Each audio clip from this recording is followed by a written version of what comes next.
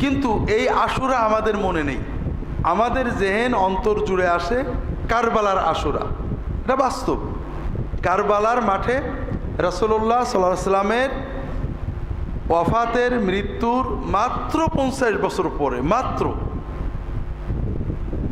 সেই মুসলমানদেরই, তার উম্মতেরই কিছু মানুষ তার প্রিয়তম নাতি, তার কলিজার টুকরা নাতি হুসাইন ইবনে আলী রাদিয়াল্লাহু তাআলা আনহুমা এবং তার বংশের নিষ্পাপ নিরীহ অসহায় অনেকগুলো মানুষকে হত্যা করে। বিষয়টা খুবই জটিল যে রাসূলুল্লাহ সাল্লাল্লাহু আলাইহি ওয়াসাল্লামের প্রিয়তম নাতি তারই উম্মতের হাতে শহীদ হয়ে যাচ্ছে। এটা কষ্টের ব্যাপার, বেদনার ব্যাপার, এবং এই হত্যাকাণ্ডের ভিতর দিয়ে উম্মতের ভিতরে চিরস্থায়ী বিভক্তি, মারামারি, ফিতনা সৃষ্টি হয়েছে। যদিও কবির কবিতায় বলে ইসলাম জিন্দা হতা হ্যায় কি জানো, হার কারবালা কে বাদ মে, কারবালার পরে ইসলাম জিন্দা হয়। তবে আমার জানা মতে কারবালার পরে ইসলাম জিন্দা হয়নি। কারবালার পরে ইসলাম জিন্দা হয়নি। কারবালার ঘটনা বেদনা, ব্যথা, কষ্ট, দুঃখ, বিভক্তি দিয়েছে। কারবালার ঘটনায় যারা হত্যা কাজে শরীক হয়েছে সবাই নিহত হয়েছে, অপমৃত্যু হয়েছে, ধ্বংস হয়েছে, সবই ঠিক আছে, কিন্তু ইসলাম জিন্দা হয়েছে এরকম নজরে পড়ে না। তো যাই হোক, আমরা কারবালার ঘটনা এবং এক্ষেত্রে আমাদের করণীয় সুন্নাতের আলোকে কী হওয়া উচিত সংক্ষেপে বলানোর চেষ্টা করব ইনশাআল্লাহ। মূল বিষয় হলো রাসূলুল্লাহ সাল্লাল্লাহু আলাইহি ওয়াসাল্লাম মানবতার জন্য একটা নতুন রাজনৈতিক ব্যবস্থা আনলেন, যেটা বিশ্বে ছিল না। আরব দেশে তো ছিল নাই। আরব দেশের মানুষ ছিল কবিলাতান্ত্রিক, গোত্রভিত্তিক। কোনো রাষ্ট্র কিন্তু আরব দেশে ছিল না। রাসূলুল্লাহ যখন আসেন আরবে কোনো রাষ্ট্র ছিল না। ছিল একদম সিরিয়ার পাশে এবং পারস্যের পাশে ছোট রাষ্ট্র ছিল।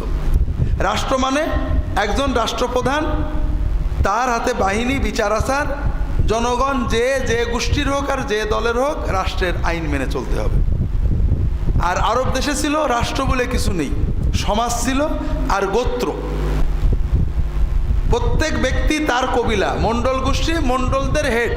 সে বললে অস্ত্র নিয়ে বেরিয়ে যাবে, সে বললে দাঁড়িয়ে যাবে, সে বললে লড়াই করবে। প্রত্যেক গোত্রের মানুষ তাদের গোত্রের প্রধানের নির্দেশে চলতেন। গোত্র হলো রাষ্ট্র। যুদ্ধ হবে, গোত্রের প্রধান বললে হবে এই দলে এই দলে, ওটা উনি বলবেন। ওই সময়ে বিশ্বে রাষ্ট্র ছিল। আরবের বাইরে মিশরে, সিরিয়ায়, পারস্যে, ইউরোপে, ভারতে, চীনে সব জায়গায় রাষ্ট্র ব্যবস্থা ছিল। তবে গোত্র এবং রাষ্ট্রের একটা মিল ছিল। গোত্র ব্যবস্থা রক্তের উপরে ভিত্তি। একজন মারা গেলে তার ভাই অথবা ছেলে গোত্রের প্রধান হলো, একজন মারা গেল তার ভাই, ছেলে, ভাতিজা গোত্রের প্রধান হবে। রক্ত, বংশ এখানে মেন। আবার যে রাষ্ট্র ব্যবস্থা চালু ছিল বিশ্বে, সেটাও ছিল রক্ত বংশতান্ত্রিক। রাজা মরে গেলে রাজার ছেলে, ভাই, বউ কেউ না কেউ রাজা হবে, বাইরের কেউ না। আপনারা শুনেছেন ডেমোক্রেসি বলে একটা শব্দ আছে, আমরা বাংলায় বলি গণতন্ত্র। এটা রাসূলুল্লাহ সাল্লামের আগেই, কয়েকশো বছর আগে গ্রিসে জন্ম নিয়েছিল এবং সেখানেই মারা গিয়েছিল। গণতন্ত্র হলো জনগণের পরামর্শই দেশ চলবে, সরাসরি বা পরোক্ষ। রাসূলুল্লাহ সাল্লাল্লাহু আলাইহি ওয়াসাল্লামের সময়ে সারা বিশ্বে রাষ্ট্র ব্যবস্থাও ছিল বংশতান্ত্রিক, আর আরব দেশের সমাজ ব্যবস্থা ছিল কবিলাতান্ত্রিক।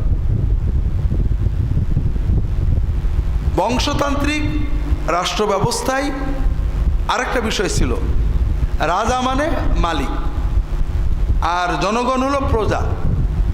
প্রজা হলো মালিক অধীন। রাজা যেটা বলবে মেনে নিতে হবে। যদি বলে এখান থেকে বাড়ি সরো, ওইখানে যাও, যেতে হবে। যদি বলে বাঁচো বাঁচো, মরো মরো।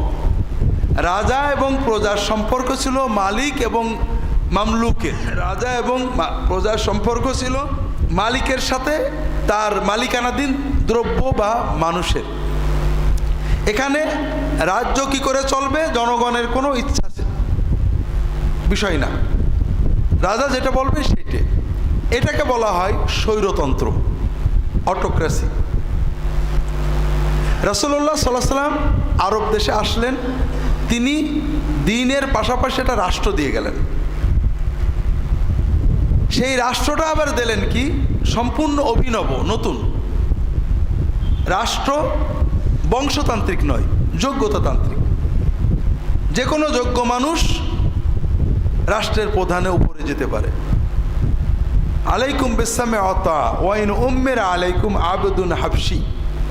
যদি একজন কালো কাফরি নাকবোচা কানবেকা কৃতদাস সেও যদি তোমাদের আমির হয়, শাসক হয়, প্রশাসক হয়, তার আনুগত্য করতে হবে।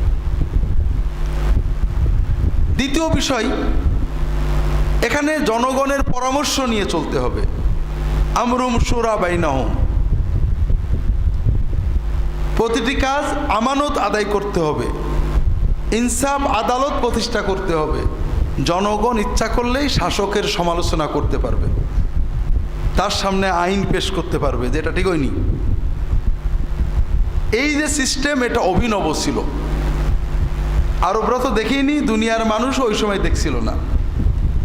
এখন রাসূলুল্লাহ সাল্লাল্লাহু আলাইহি ওয়াসাল্লাম যখন তার মৃত্যুর সময় আসলো, সাধারণ মানুষ সবাই আশা করছে তিনি কাউকে গদ্দিনশীল করে যাবেন। কারণ আইন কানুন যাই দেওয়া হোক, নিয়ম হলো কেউ মরার সময় কাউকে না কাউকে বলে যাবে আমার পরে তোমরা এর দেখবা। রাসূলুল্লাহ সাল্লাল্লাহু আলাইহি ওয়াসাল্লাম এটা যদি বলতেন তাহলে সহজ হতো মানুষের জন্য। কিন্তু এই যে নতুন সিস্টেম রাসূলুল্লাহ সাল্লাল্লাহু আলাইহি ওয়াসাল্লাম দিলেন, এটা প্র্যাকটিক্যাল হতো না। যেমন আপনি সাঁতার শেখাবেন, হাত ধরে রেখেছেন, প্র্যাকটিক্যাল হলো না। হাত ছেড়ে ধাক্কা মেরে পানিতে দিলেন, 5 গাল ডক ডক করে পানি খাবে, পেট একটু ফলবে, সাঁতার শিখে যাবে। তো এখন রাসূলুল্লাহ সাল্লাল্লাহু আলাইহি ওয়াসাল্লাম কাউকে দায়িত্ব দিয়ে গেলেন না। তখন সাহাবীদের ভিতরে দুটো ধারা ছিল। রাসূলুল্লাহ সাল্লাল্লাহু আলাইহি ওয়াসাল্লাম বংশের অনেকে মনে করতেন, অথবা কোনো কোনো সাহাবী মনে করতেন যে রাসূলুল্লাহ যাই বলেন, যুগ যুগ ধরে তো বংশতন্ত্রই চলছে। আমাদের দেশে কোনো পীর সাহেব যদি মরে যান, তার গদ্দিনশীল কি হয়? যদি অন্য কেউ হয়, মুরিদরা মানতে চায় না। এটা আমরা পীর সাহেবরা, পীর দরবারের লোকেরা করতাম। এখন রাজনীতিবিদরা কি করেন? কি করেন? এখন রাজনীতিতেও বংশতন্ত্র। কেন? কারণ মানে আমরা মানসিকতাই ওই রকম রয়ে গেছি। যদিও বলছি গণতন্ত্র, কিন্তু বংশের একজন মানুষকে যত কদর করি, অন্য বংশের মানুষের ওই রকম কদর করতে পারছি না। এজন্য নেতার বংশের যদি কেউ আসে, যত সহজে দল ঐক্যবদ্ধ হয়ে যায়, বাইরের কেউ গেলে ওরকম হয় না। এটা আমরা আমাদের দেশেও জানি। আরব দেশে আরও কঠিন। সবাই অনেকেই মনে করছিলেন রাসূলুল্লাহ সাল্লাল্লাহু আলাইহি ওয়াসাল্লামের প্রিয়তম সাহাবী আবু বকর রাদিয়াল্লাহু তাআলা আনহুকে হয়তো দায়িত্ব দেবেন, কারণ সব সময় তিনি তার পাশে আছেন। কেউ কেউ মনে করছিলেন হয়তো তিনি তার বংশের কাউকে দেবেন, কারণ যুগ যুগ ধরে তো বংশতান্ত্রিক হয়েই আসছে, তার বংশে তো যোগ্য লোক আছে, তিনি দিতে পারেন। রাসূলুল্লাহ সাল্লাল্লাহু আলাইহি ওয়াসাল্লাম কাউকে দেননি। তার ওফাতের পরে সাহাবীরা দ্বিধাদ্বন্দ্ব কে হবে। আনসারীরা বলেন আমরা, মুহাজিররা বলেন আমরা, বংশের লোকেরা কেউ কেউ বলছিলেন আমাদের থেকেও হবে। শেষ পর্যন্ত নানান রকমের কথাবার্তার মাধ্যমে আবু বকর রাদিয়াল্লাহু তাআলা আনহু খলিফা হলেন, এরপরে ওমর হলেন, এরপর ওসমান হলেন। সবসময় কিছু মানুষ মনে করছিল রাসূলুল্লাহ সাল্লাল্লাহু আলাইহি ওয়াসাল্লামের বংশের কেউ হতে পারে, যোগ্যতা আছে। আবার অনেকেই মনে করছিল যে না, সাহাবীরা আরও আছেন, তারাও যোগ্য।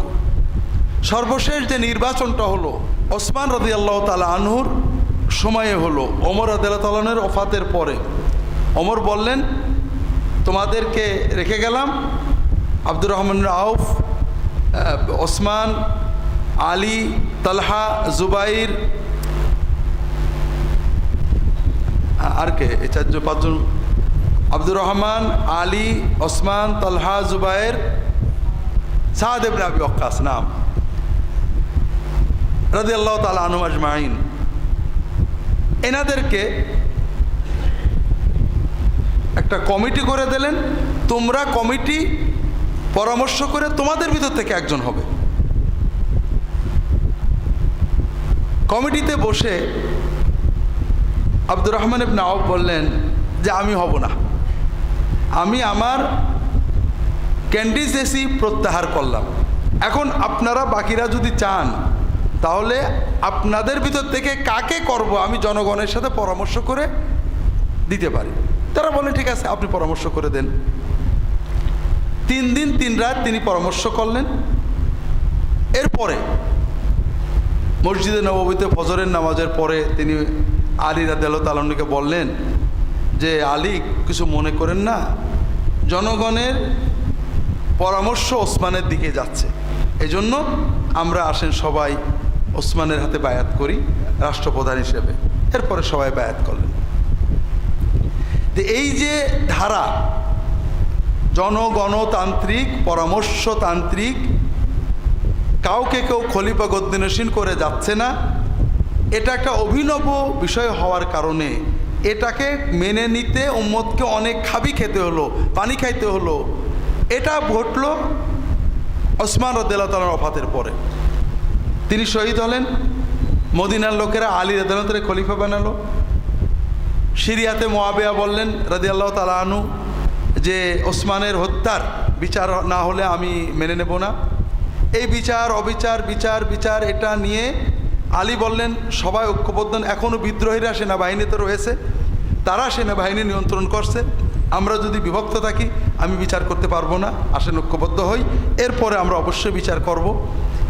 এই নিয়ে বিতর্ক হতে হতে যুদ্ধ হলো। আলী রাদিয়াল্লাহু তাআলা শহীদ হয়ে গেলেন এক পর্যায়ে।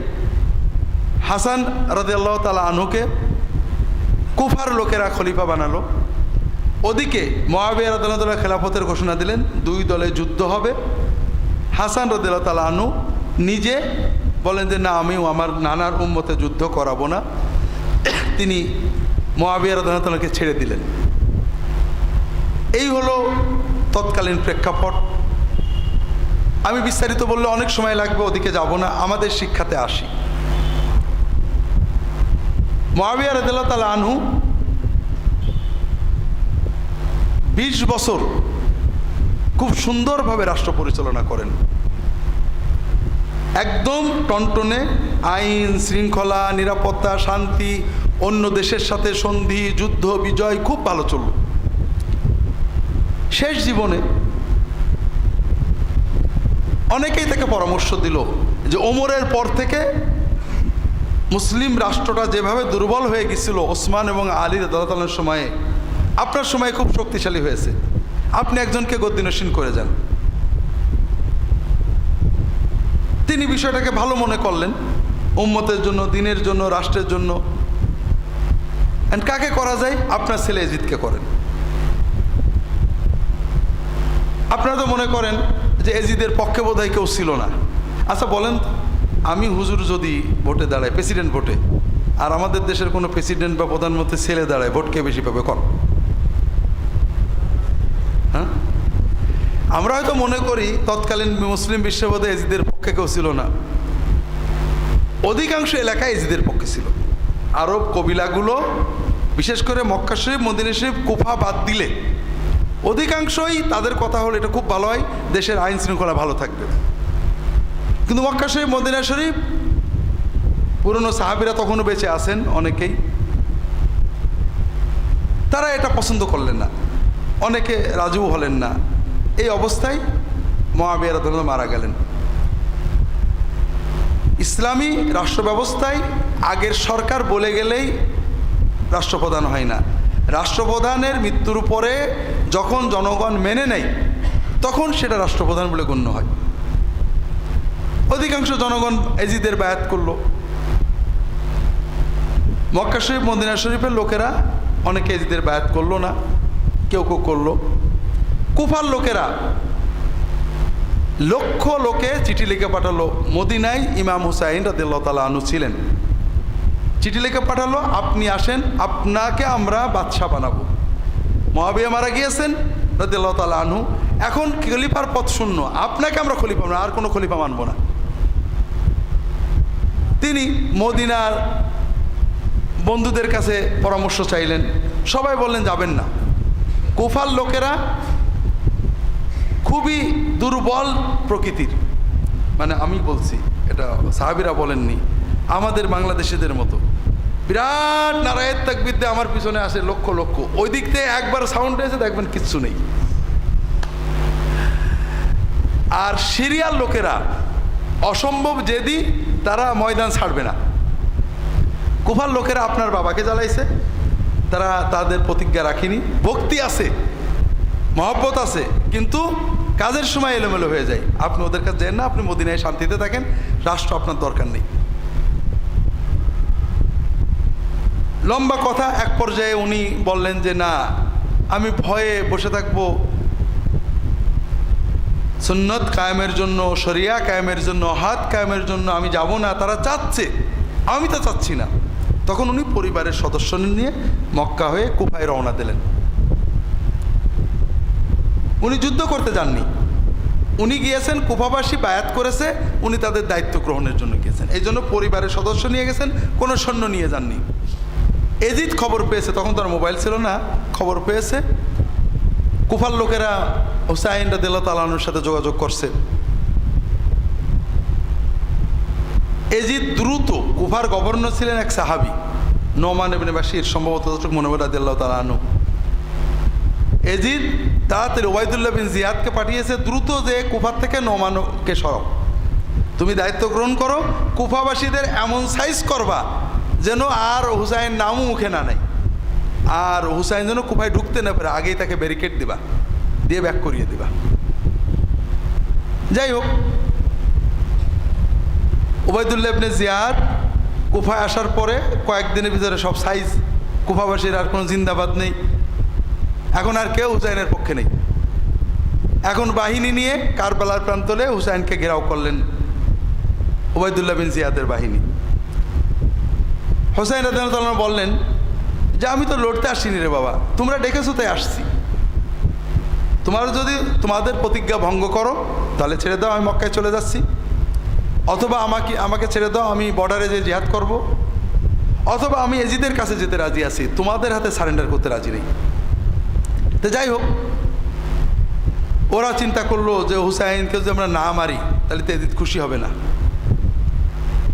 এক পর্যায়ে তারা হুসাইন রাদিয়াল্লাহু তাআলার বংশের নিষ্পাপ শিশু, নিরীহ নারী, পুরুষ সহ অনেক মানুষকে হত্যা করলো, হুসাইন রাদিয়াল্লাহু তাআলাকে হত্যা করলো এবং তার মাথা কেটে নিয়ে এজিদের কাছে পাঠালো। এক্ষেত্রে শুধু আপনাদের বলবো, বিষাদ সিন্ধুতে যে গল্প আছে সবই মিথ্যা। এই যে পিঠের পারে বসলো, এদিকে ছুরি দিল, ওদিকে তোমার জান্নাতে না নিয়ে যাব না, এই সীমার মাথায় নিয়ে যাচ্ছে, ইহুদির বাড়ি, অমুকের বাড়ি, সব মিছে কথা। এগুলো কাল্পনিক উপন্যাস, আমরা সত্য মনে করি। বিস্তারিত ঘটনা এখন বলার সময় নেই। এজিদ ব্যাজ্যত খুশিই হলো, যদিও এজিদ হুসাইনকে হত্যা করার নির্দেশ দিছিল না, তবে যারা হত্যা করেছে তাদের শাস্তি দিইনি, ব্যাজ্যত মনে হয় সে খুশিই হলো যে যাক, দুশ্মনেরটা গেল। একটা সহজ বিষয় শোনেন, এজিদ আমাদের দেশের রাজনীতিবিদদের মতোই খুবই পাকা ইমানদার মুসলমান ছিলেন, নামাজ পড়তেন, রোজা রাখতেন, হজ করতেন। অবশ্য শিয়ারা বলে মদফত খাইতো, এগুলো মনে হয় না, কারণ আমাদের দেশে আমরা ভালো মুসলমান না সেই যুগের লোকেরা ভালো মুসলমান ছিল? কম, হ্যাঁ ঠিক না? আমাদের দেশের একজন সবচেয়ে বড় নাস্তিক মন্ত্রী, সে কি মানুষের সামনে মদ খাবে? মাতালে বাইরে আসবে, ওযু না থাকলেও নামাজের রক্ত পড়ে গেলে, ঠিক না? আপনারা কি মনে করেন সেই দেশের মানুষ এইটুকু বুঝতো না? বিষয় হলো ঠিক আমাদের দেশের রাজনীতিবিদদের মতোই, বা বর্তমান বিশ্বের বা পরবর্তী বিশ্বের, পূর্ববর্তী বিশ্বের বড় বড় রাজনীতিবিদ, খলিফা, আমির, ওমরা, বাদশাহ, শাসক, প্রেসিডেন্ট, প্রধানমন্ত্রীর মতোই পাকা ইমানদার ছিল। নামাজ, রোজা, হুজুরদের সম্মান সবই করত, তবে ক্ষমতার কেউ প্রতিদ্বন্দ্বী হলে খাচ্ছে, কোনো মায়া দয়া নেই। তো এই জন্য ক্ষমতার জন্য এজিদ কয়েকটা কাজ করছিলেন। এক নম্বর হলো হুসাইনের খুন। শুধু হুসাইন নয়, তার বংশের নিরীহ মানুষদের এই যে খুন করা হলো, এটা উনি বিচার করেননি। সবচেয়ে পজিটিভ এটুকু বলা যায়, তিনি হুকুম দেননি, কিন্তু তিনি কোনো বিচার করেননি, দুঃখ প্রকাশ করেননি, শাস্তি দেননি, বরং এরাই তার মূল বাহিনী ছিল। দ্বিতীয়, হুসাইন গেলেন, এরপরে পরের বছরে মদিনার লোকেরা বিদ্রোহ করল, সৈন্য পাঠালো এজিদ। মদিনায়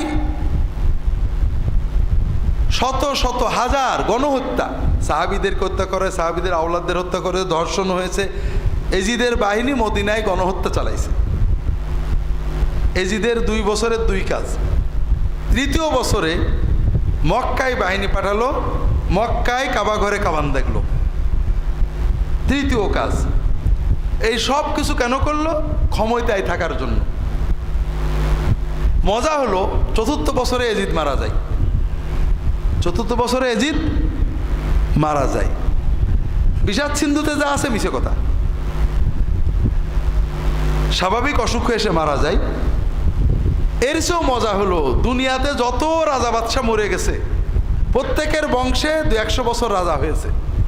এজিদের বংশে আজ পর্যন্ত কেউ রাজা হয়নি, আজ পর্যন্ত। এজিদের মৃত্যুর পরে তার ছেলে মুআবিয়া ইবনে এজিদ ইবনে মুআবিয়া রাজত্ব নিয়েছিলেন। বলা হয় খুব ভালো মানুষ ছিলেন। ওই উমাইয়ারা ওকে মেরে ফেলে।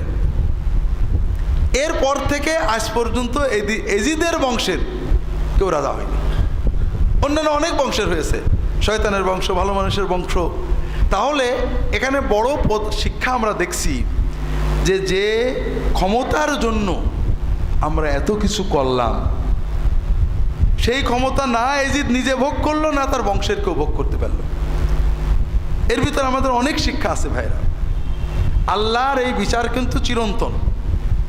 আপনি মানুষের উপরে জুলুম করছেন, জমি কেড়ে নিচ্ছেন, মিথ্যা সাক্ষী দিচ্ছেন, খুন করছেন, হয়তোবা সমাজের মাতবরির জন্য, অথবা কিছু জমি জমা টাকা পয়সার জন্য, অথবা রাজনৈতিক ক্ষমতার জন্য।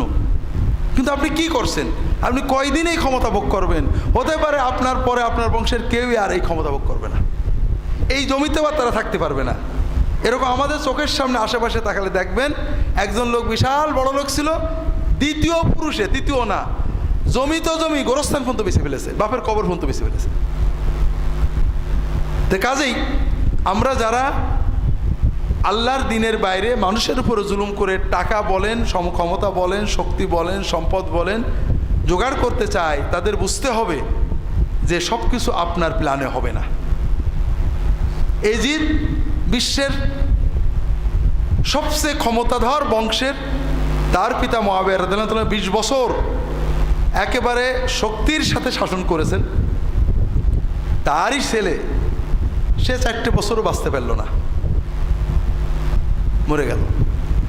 এই যে মানুষ মেরে ক্ষমতায় থাকলো, এই ক্ষমতা সে ভোগ করতে পারল না। হোসাইন রাদিয়াল্লাহু তাআলার পরিবার, মদিনার সাহাবীদের পরিবার মক্কায় কামান দেখলো, এত কিছু করলো, কিছু না, একটা গোল যে ক্ষমতাটা সুসংহত করবে, কিন্তু হলো না। আরো মজার ব্যাপার, যেটা সাধারণত ঘটে না, তার বংশের কেউ আর ক্ষমতায় থাকতে পারল না, পারলই না। দ্বিতীয় বিষয় হলো ইমাম হুসাইনের শাহাদত।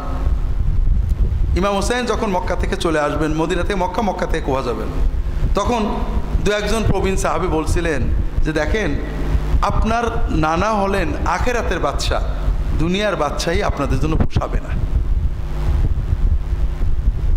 কাজে ওদের দিকে যেতে না। দুনিয়ার বাদশাহী তারা চাননি, তারা দিনের জন্যই গেছিলেন। তবে আমাদের বুঝতে হবে, দুনিয়ার সাময়িক পরাজয় কিন্তু পরাজয় না। ইমাম হুসেন মারা গিয়েছেন, নির্মমভাবে শহীদ করা হয়েছে, কিন্তু বীরের মতো লড়ে মরেছেন। তিনি মৃত্যুকে ভয় পাননি। আমরা বাহ্যিকভাবে দেখি যে তার মৃত্যুতে এজিদের বাহিনী ভয়ঙ্কর খুশি হয়েছে, গেছে, শেষ, আমরা জিতে গেছি, এজিদের বাহিনী আছে আছে, ঠিক না, স্লোগান। কিন্তু আসলে কি আছে? আছে? নেই, নেই তো নেই। কারবালার হত্যাকাণ্ডে যারা শরীক হয়েছে প্রত্যেকেই খুন হয়েছে, একজনও বাঁচেনি। এবং সবচেয়ে বড় কথা যে আমরা যেটাকে সাময়িক পরাজয় মনে করি, আচ্ছা ইমাম হুসাইন কি পরাজিত হয়ে গেছেন? ইতিহাস থেকে মুছে গেছে? তার বংশধর মুছে গেছে? তার মর্যাদা কি কমে গেছে? কিছুই হই। কাজেই একজন লোক সাময়িক হেরে গেছে, যুদ্ধে হেরে গেছে, মরে গেছে, আমি দেখছি এই 10-20 বছরের ইতিহাসে পরাজিত না, এর নাম পরাজয় না। জয় পরাজয় 10-20 বছরে নির্ধারিত হয় না, এটা শত শত হাজার বছর পরে দেখা যাবে কে জিতলো আর কে মরলো। কাজে আমরা কোনো নেককার মানুষ, কোনো ভালো মানুষ দুনিয়ায় হয়তো মরে গেছেন, হেরে গেছেন, মামলায় ঠকে গেছেন, মানুষের তাকে মাথায় ব্যাট দিয়ে মেরে ফেলেছে, কোনো খারাপ লোকে মরে গেছেন, অ্যাক্সিডেন্টে মরে গেছেন, ও লোকটা ভালো ছিল না, খবরদার। মানুষের দুনিয়ার পরিণতি দিয়ে আখেরাতের পরিণতি বিচার করলে তো বলতে হবে যে এজিদ ভালো ছিল, নাউজুবিল্লাহ ইমাম হুসাইন হেরে গেছেন, এরকম বলার সুযোগ আছে নাকি? ওই সময়ে ওই 1-2 বছর 3 বছর যাদের ইমান দুর্বল তারা এরকম চিন্তা করেছে, তাই তো হুসাইন হেরে গেল, মদিনাবাসী হেরে গেল, মক্কাবাসী হেরে গেল, তাহলে এজিদই বোধহয় ঠিক। ওই 3-4 বছর কারা চিন্তা করেছে? যাদের ইমান মজবুত হয়নি।